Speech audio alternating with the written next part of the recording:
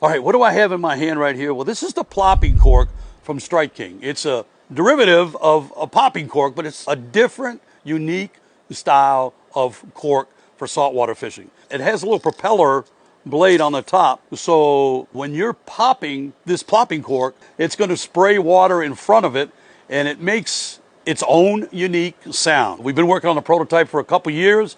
I've caught a variety of different species with it. I mean, it literally just drives them nuts.